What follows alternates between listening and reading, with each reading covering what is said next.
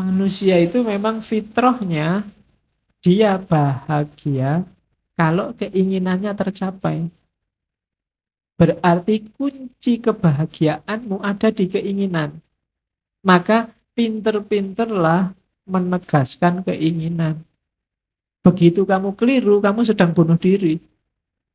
Bikin keinginan, rancang keinginan yang dalam kontrolmu. Kayak tadi.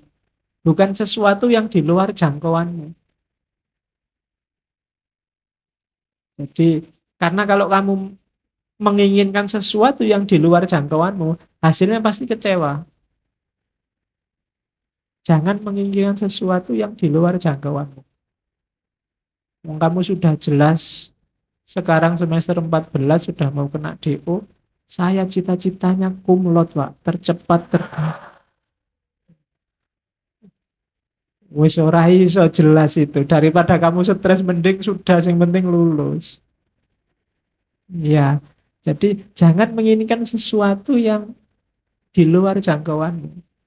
Nanti lihat artis di TV kamu jatuh cinta. Pokoknya aku harus dapat dia. Ya, tidak mungkin, jauh.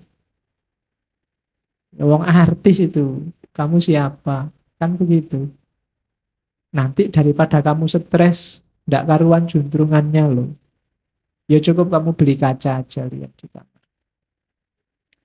Oke, jadi jangan menginginkan yang di luar jangkauan. Ukur kekuatanmu. Terus, karena kamu bisa kecewa kalau salah menetapkan keinginan. Saya, Pak, mulai sekarang ingin tiap malam sholat tahajud. Mulai jam 1 sampai subuh.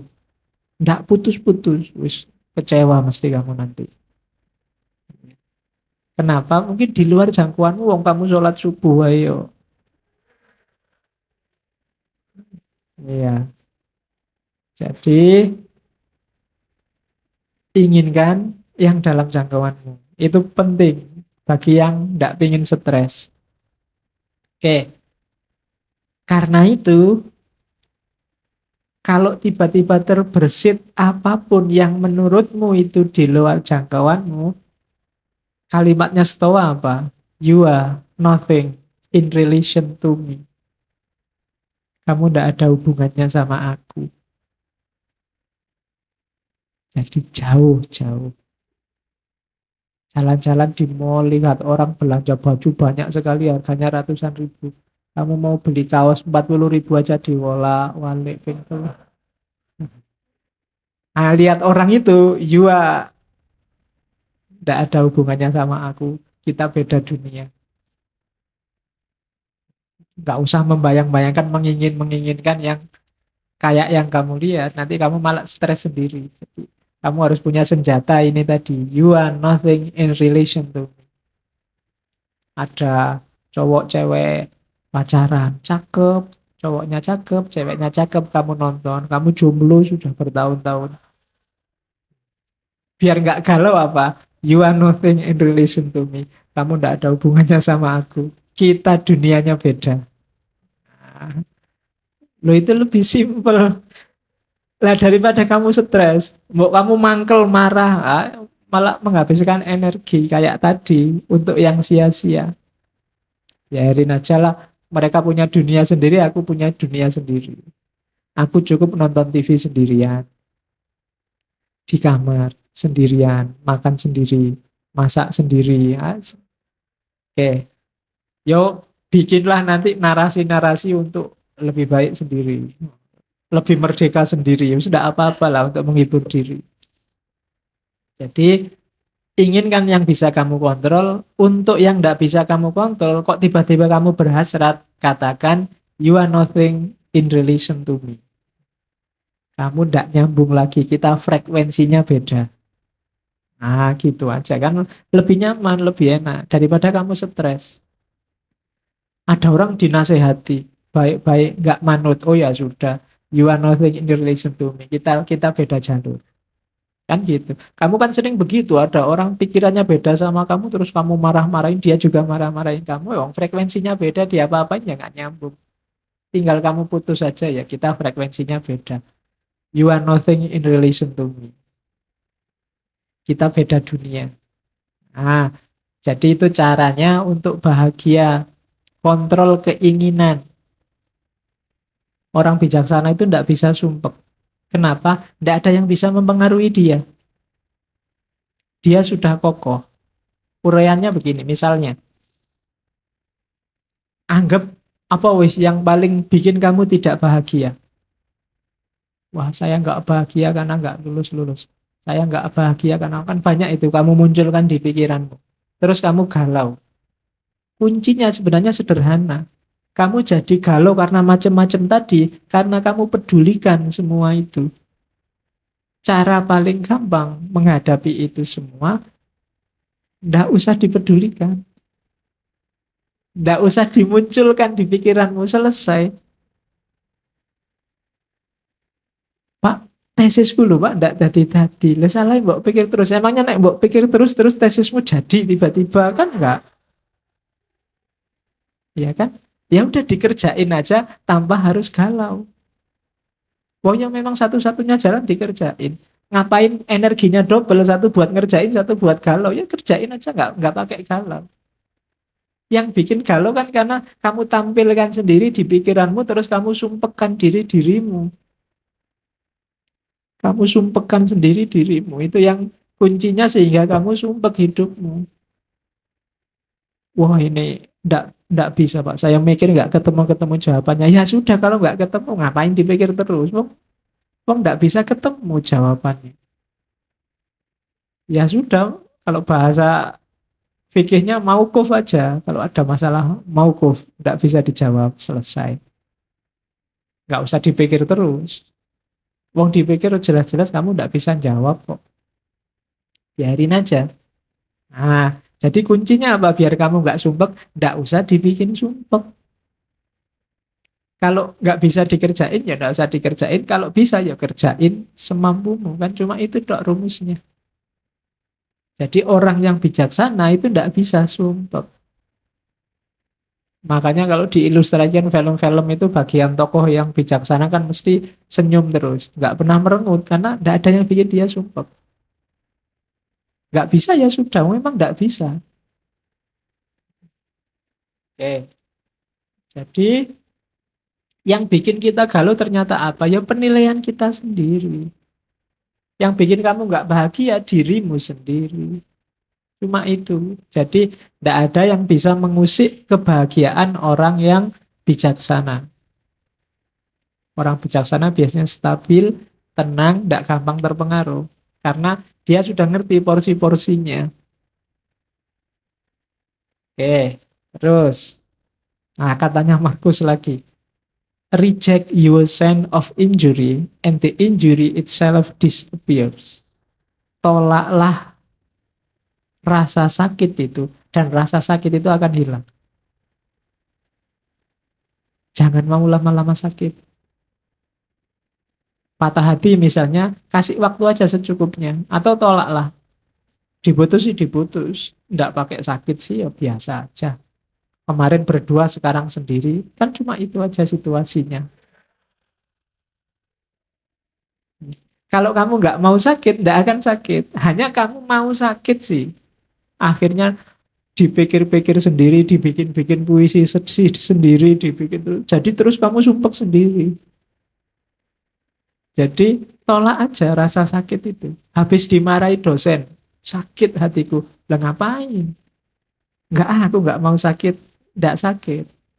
Tapi karena kamu mau memasukkan rasa sakit itu dalam dirimu, ya sakit. Jadi reject your sense of injury and the injury itself disappears. Wong kamu baca WA aja kadang mangkel, kadang marah, kadang sakit, lu ngapain? Wong yang bikin ngawur kok, kadang ngarang-ngarang, kadang bohong. Wong kamu sudah ngerti hoak itu loh, kamu marah. Lah kok mau-maunya kamu menghabiskan energi untuk marah terhadap sesuatu yang tidak ada hubungannya sama dirimu. Kamu sakit tentang sesuatu yang menurut kamu itu tidak benar kok bikin kamu sakit ya, nggak usah. Jadi reject, tolaklah rasa sakit itu dan dia akan hilang. Itu yang katanya Marcus Aurelius. Jadi jangan mau sakit, jangan mau galau. Kuncinya lagi-lagi ternyata di pikiran. Kamu sendiri yang mendramatisir. Sehingga kasus biasa-biasa kayak film India. Jadi kamu terus nangis, padahal ya biasa aja. Ya kayak kapan tadi apa ya saya dapat WA yang anak kecil ayamnya mati terus dia nangis itu. Itu kan ayam mati biasa. Tapi ya karena anak kecil nangis. Kalau kamu ikut nangis juga, itu baru bahaya. Jadi yang kayak gitu kamu nggak bisa menolak. Ada banyak hal yang sudah lah. Itu tidak penting. Oke. Kenapa sih ada yang tidak terjangkau? Ya, karena all can be free internally in mind, none can be free without in body. Kita itu akal sih bisa bebas, cuma mewujudkan isinya akal itu tidak bebas. Kamu mikir apa saja kan bisa, boleh. Tidak ada sanksinya malah. Satu-satunya yang bisa bebas murni itu kan cuma mikir, akal. Cuma mewujudkan pikiran itu tidak bebas. Kita sudah terikat. Kamu mikir seandainya aku bisa terbang ya, bisa di pikiran. Tapi kalau mau diwujudkan, kamu harus punya uang dulu terus naik pesawat. Tidak bebas. Kalau nggak punya uang ya tidak bisa. Kamu bisa terbang. Ya kamu loncat dari atas gunung ya terbang sebentar. Terus wassalam. Ya kan? Can be free. Kita nggak bebas. Kalau mau diwujudkan tidak bebas sudah. Pak saya ingin jadi presiden bebas. Begitu ingin mewujudkan, nah itu baru tidak bebas. Macam-macam sudah halangannya, nggak sesederhana mikir. Makanya dulu pernah saya bilang, kebebasan yang sejati bisa dalam pikiran. Dalam hidup sehari-hari, halangannya banyak. Macam-macam, in body. Mungkin kamu sumuk, pinginnya segera kayak gini, pingin nyopot baju, terus kipas-kipas. Senang ini sudah. Tapi kan begitu banyak orang di sini kan kamu nggak bisa. Kalau kamu nyopot baju di sini, yang lain mesti bubar baunya. Lo kan nggak bebas kan kamu nyopot baju akhirnya. Kenapa ada yang lain? Tapi di pikiran tadi kamu bebas. Menginginkan itu kan dalam pikiran. Bebas, kamu bisa. Kalau sekedar menginginkan bisa apa saja. Tapi kalau kamu nggak hati-hati, ketika keinginan ini kamu wujudkan, kamu akan dicegat oleh banyak sekali halangan. In body, realitas sehari-hari. Jadi rumusnya di situ. Itulah kenapa biar kamu nggak kecewa, aturlah keinginanmu. Biar nggak terlalu banyak kecewa. Jadi cita-citamu apa sih? Keinginanmu apa sih? Sesuaikan dengan kondisimu. Tidak sesuai juga tidak apa-apa, tapi ketika tidak sesuai, lahirnya kekecewaan atau perbudakan tadi. Kamu mikir memperkosa orang, itu kan di pikiran nggak masalah, nggak ada orang hukum kamu, nggak ada orang kamu saya tuntut karena membayangkan memperkosa aku toh, nggak iso. Kamu baru dituntut kalau perkosa beneran. Jadi bebas, pikiranmu itu kamu bikin apa aja bebas. Kamu ditolak, nembak ditolak terus awas ya, kamu nolak aku tak bayangke gua awas. Belum bayangke itu kan bebas di pikiran. Nggak ada orang bisa nyegat kamu bayangke sopo itu kan nggak bisa. Sekarang kan kadang nggak cuma bayangkan, gambarkan, gambar pakai Photoshop itu. Bisa kayak gitu. Cuma ketika sudah masuk Photoshop, itu sudah halangannya banyak. In body kamu bisa dipenjara kalau gambar aneh-aneh. Itu sudah in body. Kalau in mind, bebas. Murni masih ada di pikiran, itu bebas. Tidak ada orang dituntut, nggak ada orang dimarahi. Pak, saya membayangkan seandainya saya jadi wali, Pak. Nah itu kan orang, ya rapopo, mikir rodok ya rapopo. Cuma di pikiran. Tapi kalau mau diwujudkan, halangannya banyak. Jadi rumusnya itu, kebebasan itu bisa dalam kamu mikir. Tapi begitu mewujudkan bebas, kamu akan ketemu banyak sekali halangan-halangan. Karena hidup ini coraknya katanya Stoik tadi fatalistik. Terus, bebas itu inginkan yang berada dalam kontrolmu. Jangan inginkan sesuatu yang berada dalam kontrol orang lain. Kalau cita-citamu menginginkan sesuatu yang jadi milik atau dikontrol orang lain, maka saat itu juga kamu jadi budak. Budaknya siapa? Budaknya orang lain yang mengontrol keinginanmu tadi.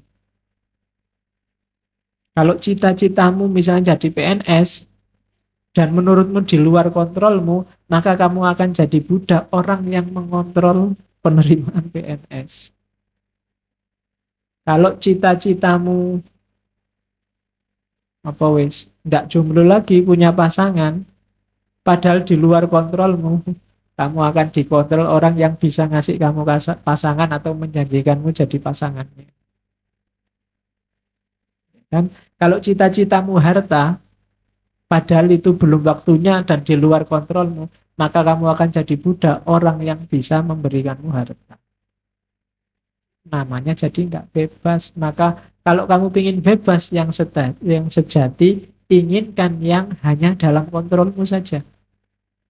Yang di luar kontrolmu nggak usah diinginkan. Jangankan di luar kontrolnya orang lain, di luar kontrolnya Allah pun jangan ditagih-tagih ya Allah kok dulu aku anaknya orang desa, mbok aku anaknya presiden apa anaknya menteri. Ya kalau kamu yang diinginkan itu, kamu jadi tidak bebas. Kebebasan itu inginkan yang dalam kontrolmu. Jangan nagih sesuatu yang di luar kekuasaanmu. Dan kamu nggak dosa kok kalau hanya menginginkan yang dalam kontrol. Nggak apa-apa, kekuasaanmu cuma itu. Agama kan mengajarkan begitu. Kalau kamu sholat, nggak kuat berdiri, ya duduk. Nggak usah iri dengan orang yang bisa berdiri. Yang berdiri juga begitu, jangan iri, enak ya itu sholatnya duduk. Kalau pengen sholat duduk, sakit dulu. Kan begitu. Masing-masing punya jatahnya sendiri-sendiri. Ya mungkin jatahmu sekarang masih jomblo, yang lain jatahnya sudah punya pasangan, itu biasa. Jadi tidak harus menginginkan yang di luar kuasamu. Kecuali janjane sudah dalam kuasamu, kamu nggak jomblo lagi. Tapi kamu milih jomblo, wah itu rasa dewe nanti. Iya, kamu akan galau mesti. Harusnya kamu ambil, tidak kamu ambil. Jadi bebas yang sejati itu apa? Bebas yang sejati itu menginginkan yang dalam kontrolmu. Bukan yang di luar kontrol. Mari kita demo biar Donald Trump nggak jadi presiden Amerika lagi. Kejauhan. Hasilnya mesti stres. Jadi ya yang deket-deket lah. Terlalu jauh kalau Donald Trump. Ya orang Indonesia ya presiden Indonesia. Kalau nggak kuat ya gubernur. Nggak kuat ya bupati. Kalau masih nggak kuat ya Pak RT, Pak RW. Misalnya loh. Itu kan dalam jangkauanmu. Bukan yang di luar jangkauanmu. Kalau mimpimu terlalu besar, hasilnya kecewa. Atau kamu jadi budak yang bisa mewujudkan mimpimu. Jadi, bebaslah. Bebaslah berarti apa? Inginkan hanya yang berada dalam jangkauan. Terus, kita ini pakai lagunya Ahmad Albar ya. Dunia ini panggung sandiwara. Sutradaranya bukan kita.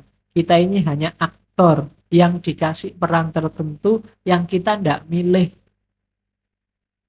Kamu kan tidak milih tiba-tiba sekarang jadi mahasiswa, tiba-tiba jadi santri ngaji, filsafat. Tiba-tiba ini kan kayak rule-rule, peran-peran yang diberikan oleh Tuhan pada kita. Kita tidak pernah milih.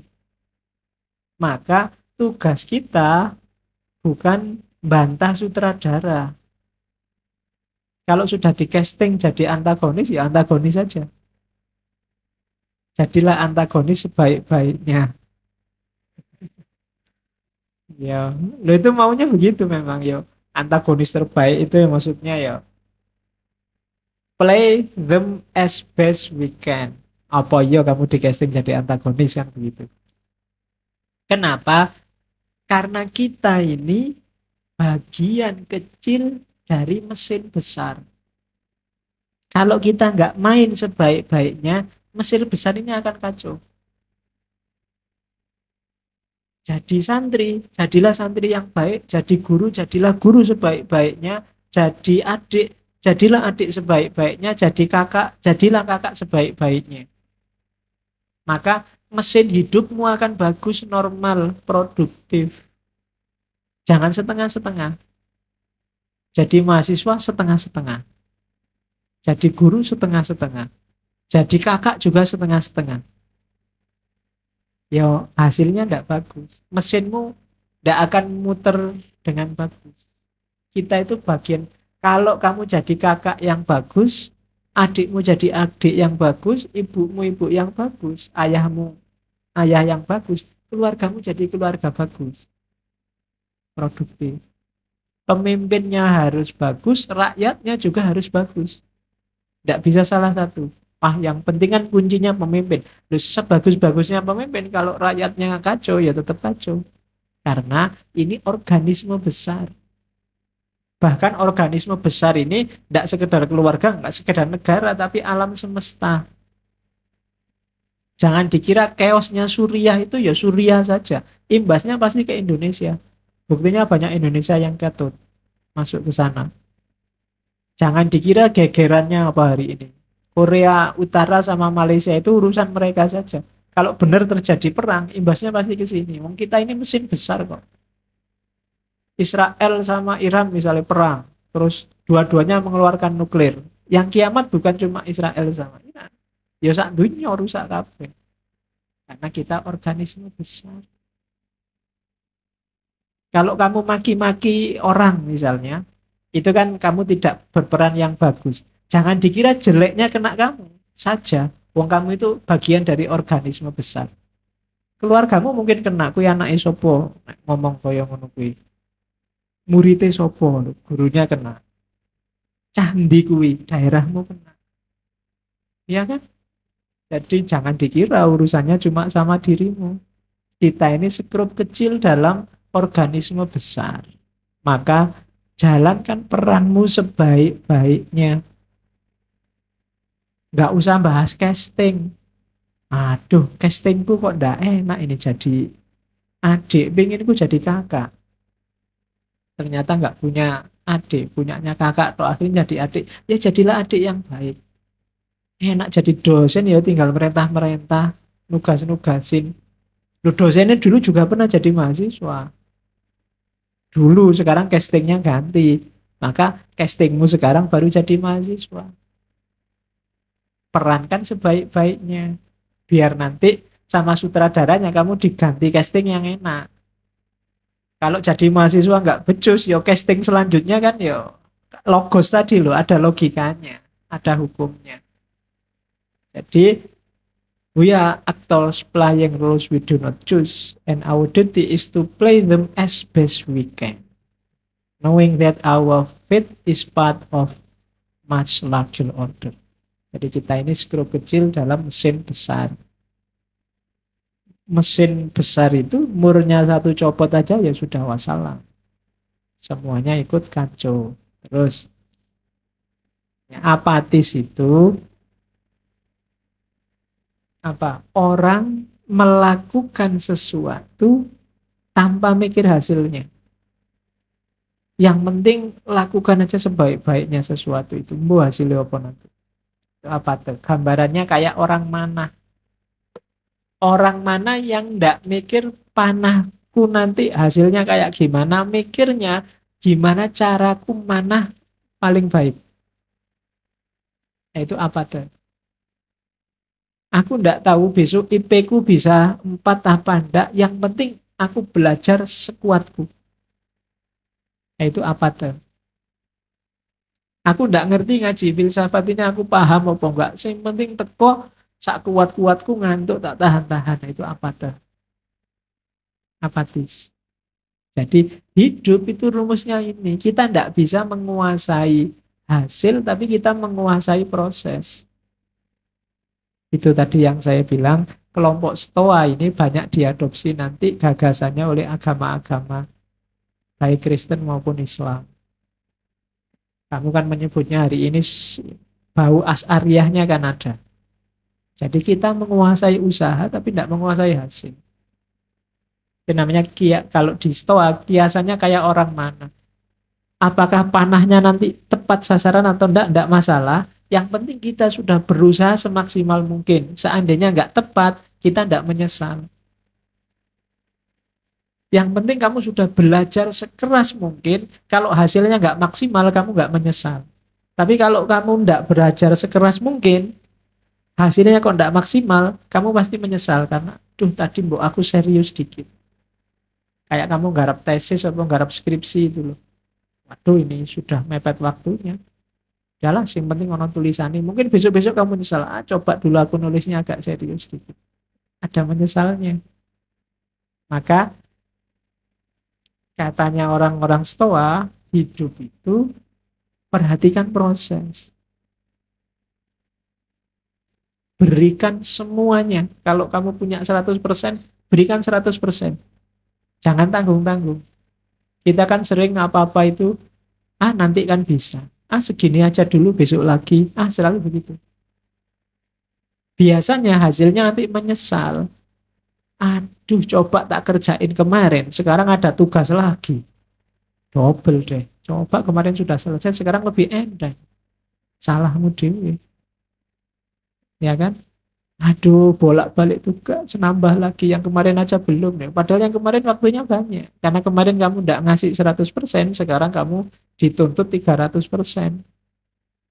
Hasilnya menyesal, maka kiasannya kayak mana. Tidak usah peduli hasilnya nanti kayak apa. Yang penting sudah memberikan semuanya. Kalau hasilnya belum maksimal, ya sudah, itu jalannya mungkin. Takdirnya mungkin. Nah, itu kiasannya pemanah. Teorinya namanya apate. Di Indonesia konotasinya agak negatif, apatis. Apatis itu kalau di Indonesia kan, alah, paling-paling begitu hasilnya kan. Tapi maksud awalnya tidak begitu. Maksud awalnya itu, lakukanlah sesuatu yang tadi berada dalam jangkauanmu, dalam kontrolmu, semaksimal mungkin. Hasilnya apa? Wallahu a'lam. Kalau di agama kan Allah itu kan tidak menghisap hasilnya, tapi menghisap prosesnya. Sejauh mana usahamu mendekati dia, itu nanti yang dihisap. Sukses apa enggak, wallahu a'lam juga. Wong kita memang kuatnya, yang kita kuasai cuma proses. Minum ini kan usaha, semaksimal mungkin. Jangan sambil ngomong, nanti keselak. Itu namanya semaksimal mungkin.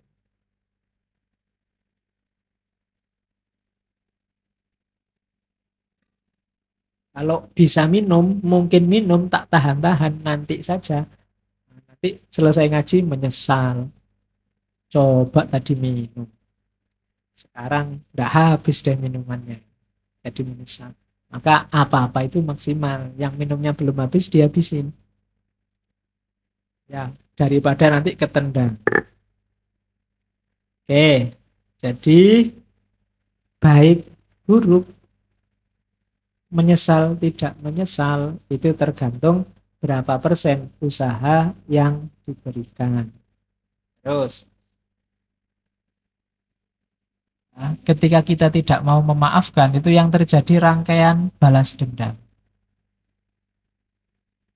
Saya mukul, kemudian kamu tidak terima, kurang ajar aku dipukul, balas mukul. Loh, kak, kamu balasnya 2 kali, tak balas lagi.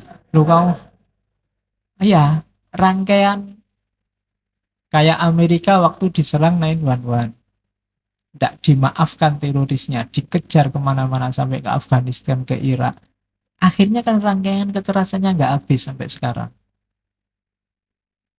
Jadi semuanya dibakar oleh kemarahan sampai hari ini. Jadi hati-hati, kemarahan kita, kebencian kita itu akan berangkai, melahirkan kemarahan baru, kebencian yang baru. Karena kamu caci maki dia, dia ganti caci maki kamu. Kamu balasnya lebih dahsyat, dia lebih dahsyat lagi. Kamu ngomong satu jenis binatang, dia ngomong tiga jenis binatang. Kamu, ya kan? Jadi kamu ngomong lima jenis, dia ngomong seluruh kebun binatang. Kamu ngomong, iya bisa begitu. Kamu maki dia, dia maki kamu. Kamu maki dia, ditambah kamu maki saudaranya. Dia maki kamu, tambah maki bapaknya, ibunya. Oh dasar mbahnya, oh dasar terus. Jadi ini rangkaian, rangkaian. Bisa sampai dosen-dosennya, bisa sampai kampus-kampusnya.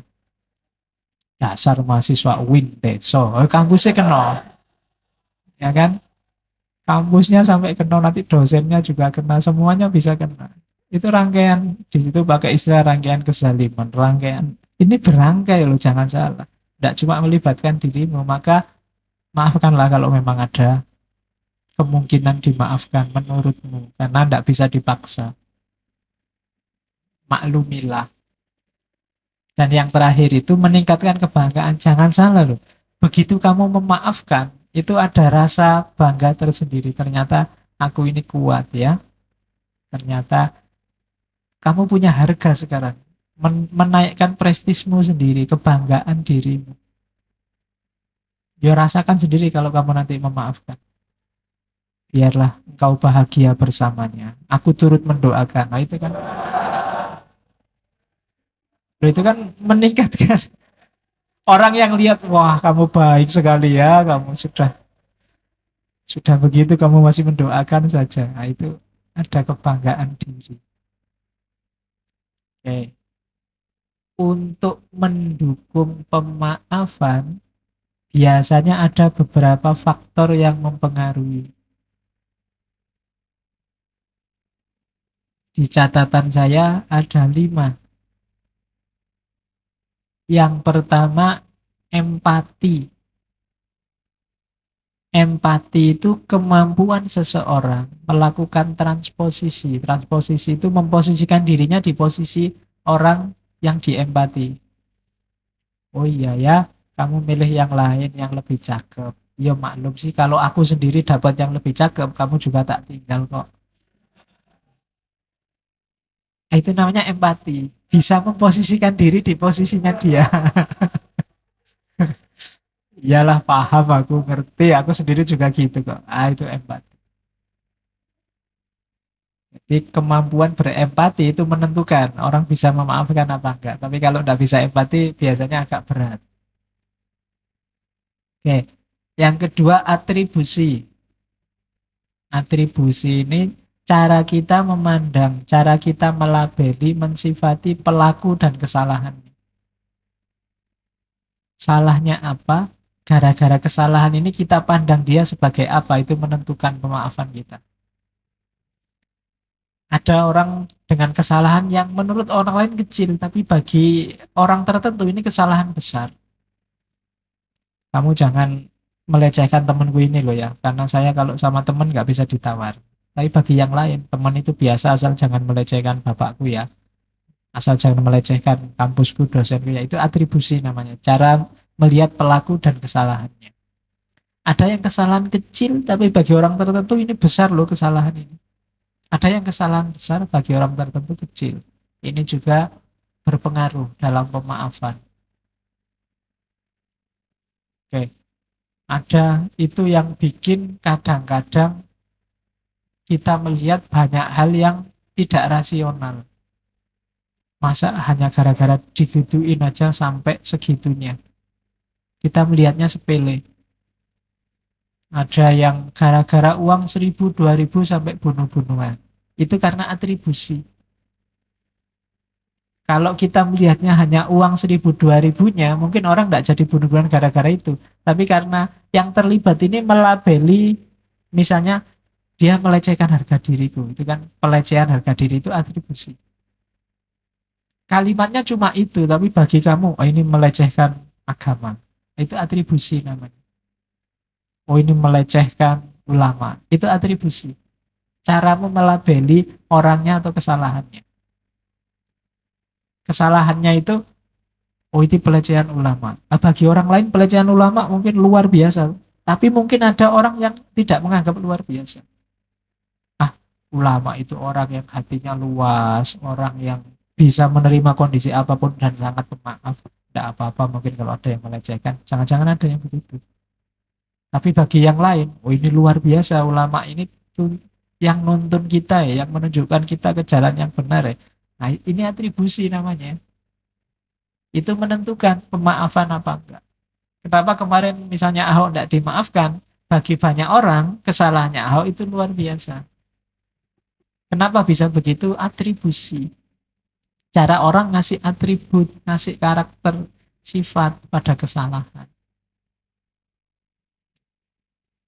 Ya kayak tadi, bagi temanmu yang ini, diselingkuhi itu biasa karena dia juga sering selingkuh.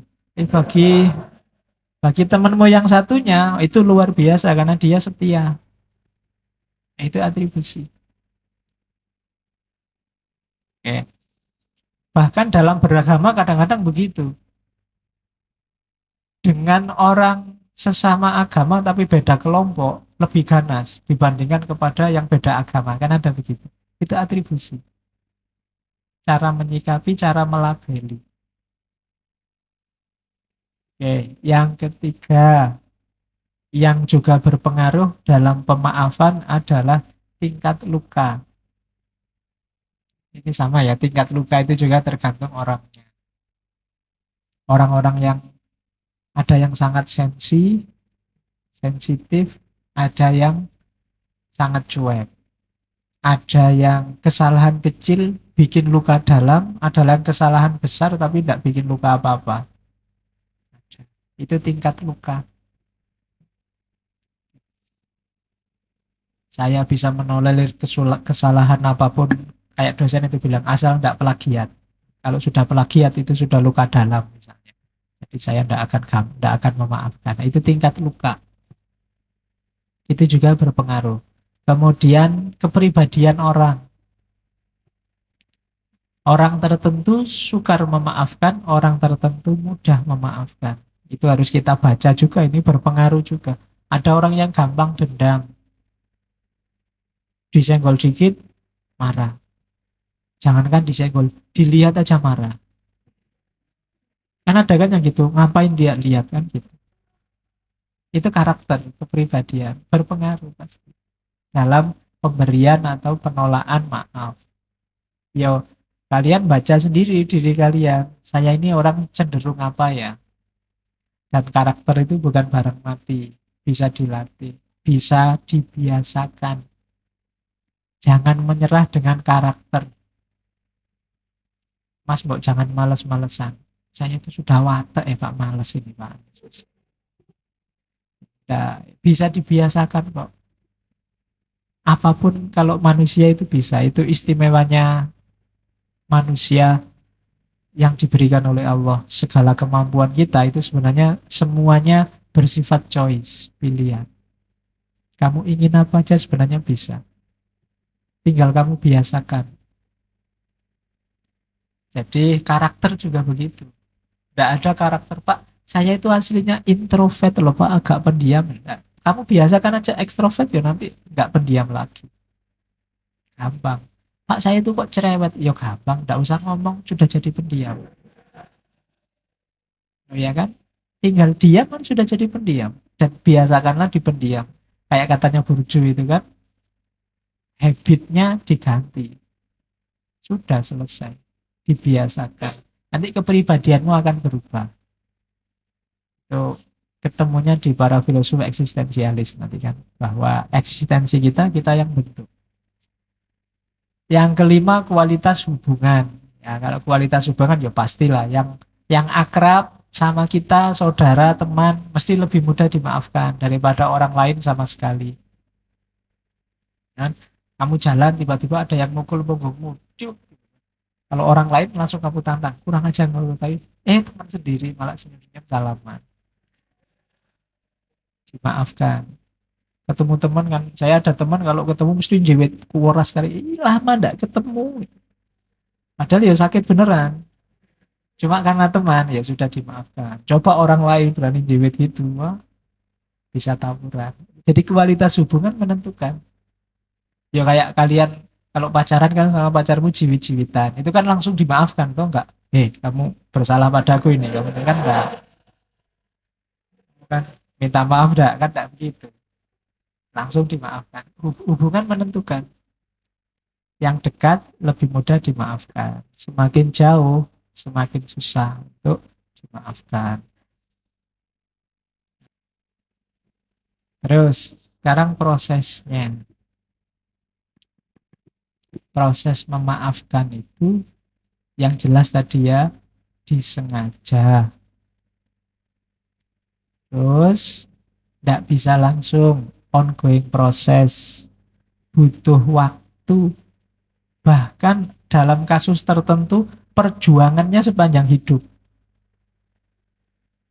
Ya kayak tadi, kamu dikhianati sekali, itu kan teringat terus. Ini kan anytime kamu berusaha untuk bertarung melawan ingatan bahwa kamu pernah dikhianati itu. Meskipun kamu sudah memaafkan. Dan resikonya kamu harus bertarung terus untuk tidak lagi mengingat-ingat kesalahan dia padamu. Jadi memang butuh waktu, takes time. Bahkan bisa sepanjang hayat. Karena itu memaafkan bukan proses yang mudah. Kemudian permaafan juga sifatnya aktif, tidak pasif, tidak nunggu. Ya kapan-kapan kalau saya sadar saya maafkan, tidak. Kamu harus berusaha bergerak untuk memaafkan. Kalau nunggu sampai batinmu siap memaafkan, ya tidak siap-siap. Karena memang karakter kita kalau ada orang salah ya memang ingin balas kayak tadi bawaan. Maka jangan ditunggu sampai kamu siap memaafkan, tapi berusahalah untuk bisa memaafkan. Berjuanglah. Meskipun tidak harus langsung. Kemarahan yang ada di dadamu taklukkanlah pelan. Tidak harus ke susu. Carikan dasar yang kuat. Biar nggak sekedar ditutup-tutupi, tapi memang secara sadar dimaafkan. Karena kalau cuma ditutup-tutupi, pada saatnya bisa meledak. Tapi usahakan ya memaafkan yang benar. Maka itu sifatnya aktif, tidak pasif. Jadi memaafkan itu justru menunjukkan keaktifan, bukan menunggu orang minta maaf. Kemudian dari dalam. Jadi bereskan dalam dulu. Baru nanti ekspresi keluarnya bagus. Kalau di dalamnya belum beres, keluarnya ya tidak akan beres. Pura-pura saja. Kalau ketemu senyum tapi begitu lewat melirik. Ya kan? Kalau ketemu ngomongnya enak-enak, di belakang ngomongnya jelek-jelek, berarti belum memaafkan. Maka bereskan dulu yang di dalam sini. Kalau masih belum ya ngomong, saya sedang berusaha untuk memaafkanmu, mohon maaf ya, ini masih perjuangan, kan? Biasa aja. Jadi aku sangat kecewa, aku sangat marah, yo berusaha aku memaklumi, tapi sampai hari ini masih belum sukses, jadi bantulah perjuanganku. Oke, semangat kan gitu, kayak Benteng Takeshi itu loh, kalau mau gerak itu, aku bisa kan gitu. Meskipun setelah itu kecemplung. Oke, kan biasanya gitu kan mantep, teriak semangat, aku bisa, tapi terus jatuh. Terus